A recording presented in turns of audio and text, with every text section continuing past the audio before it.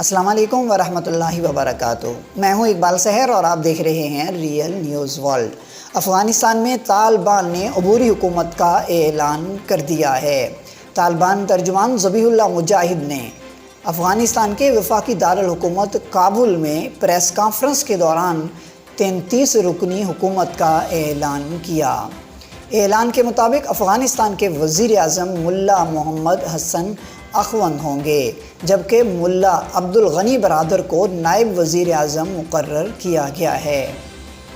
ملا محمد عمر کے صاحبزادے مولوی یعقوب کو وزیر دفاع، جبکہ کمانڈر قاری فصیح الدین کو آرمی چیف مقرر کیا گیا ہے۔ طالبان نے افغانستان کی عبوری حکومت کا اعلان کر دیا ہے، جس میں ملا محمد حسن اخوند کو عبوری وزیر اعظم مقرر کیا گیا ہے۔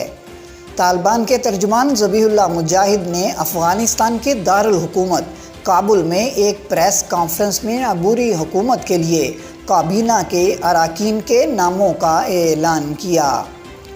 ذبیح اللہ مجاہد نے بتایا کہ ملا محمد حسن اخوند افغانستان کے عبوری وزیر اعظم ہوں گے، جبکہ ملا عبدالغنی برادر اور مولوی عبدالسلام حنفی نائب وزرائے اعظم ہوں گے۔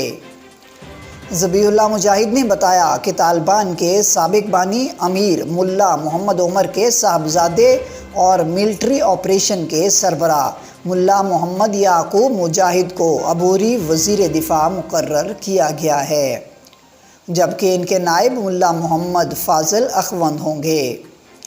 کمانڈر قاری فصیح الدین افغانستان کے آرمی چیف ہوں گے۔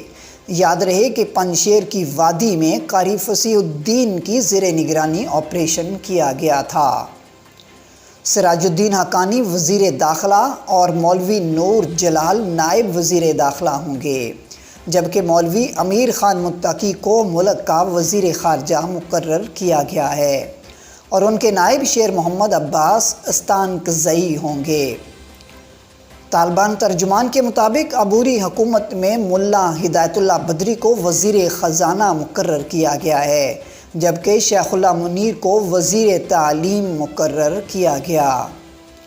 خلیل الرحمن حقانی وزیر برائے مہاجرین اور خیر اللہ خیر خواہ وزیر اطلاعات و ثقافت ہوں گے، جبکہ ذبیح اللہ مجاہد کو نائب وزیر اطلاعات و ثقافت مقرر کیا گیا ہے۔ اس کے علاوہ نور محمد ثاقب وزیر حج اور اوقاف، عبدالحکیم وزیر برائے انصاف اور نور اللہ نوری وزیر برائے امور سرحد اور قبائل ہوں گے۔ وزیر معدنیات اور پیٹرولیم ملا محمد عیسیٰ اخوند، وزیر برائے پانی و توانائی ملا عبداللطیف منصور اور وزیر برائے سول ایویشن اور ٹرانسپورٹ ملا حمید اللہ اخوند زادہ ہوں گے۔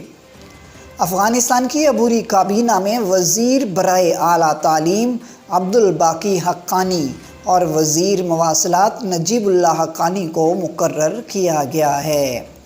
ان تقرریوں کے علاوہ عبدالحق واسق کو انٹیلیجنس کا ڈائریکٹر اور مرکزی بینک کا ڈائریکٹر حاجی محمد ادریس کو مقرر کیا گیا ہے۔